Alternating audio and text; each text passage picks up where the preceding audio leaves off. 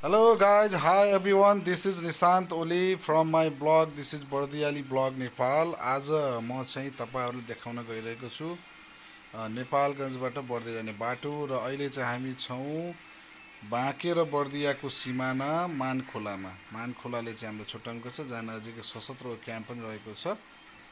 Guys अहिले हामी चाहिँ मानखोला छौं. यो देखिरहेको लोकेसन चाहिँ मानखोला हो र उताबाट पानीहरु आइरहेछ, हरियाली छ. यहाँनिरको सिन एकछिन यो लोकेसनको सिन एकछिन हेर्न पाउँदा असाध्यै रमाइलो लाग्छ गाइजहरु. यहाँ चाहिँ एकदमै गरम महिनामा यसो रुटमा बाइकहरु चलाउँदा यात्रा गर्दा शीतलको अनुभूति पनि हुन्छ. जताततै हरियाली जंगल छ. यहाँबाट चाहिँ सीमा समाप्त हुन्छ र उता बर्दियाको सीमा चाहिँ सुरु हुन्छ गाइज.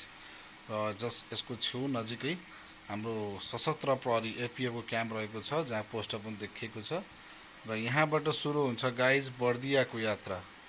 हामी चाहिँ अहिले बाँकेलाई छोडेर बर्दियाको यात्रामा छौं र हामी बाइकमै चाहिँ यात्रा गरिरहेका छौं. हामीले चाहिँ यहाँ असाध्यै यो हरियाली जंगलमा चाहिँ एकदमै हरियाली सिनहरु देखिरहेका छौं. यहाँ चाहिँ टिकटकहरु बनाउन, भिडियोहरु बनाउन एकदमै राम्रो ठाउँ पनि रहेको छ. र यसपछि चाहिँ गाइज यसपछि चाहिँ हाम्रो बाँसगाडी जाने पनि बाटो उता हाम्रो यो भोलागाडी भन्ने ठाउँ आउँछ जहाँबाट हामी उता बर्दिया गुलेरियातिर जाने बाटो पनि आउँछ, मैनापोखर जाने बाटो आउँछ र हामी राइटतिर लाग्यौं भने चाहिँ यता बडैयाताल जो हाम्रो बर्दियाको बडैयाताल साथमा रहेको बडैयाताल जाने बाटो पनि पर्छ.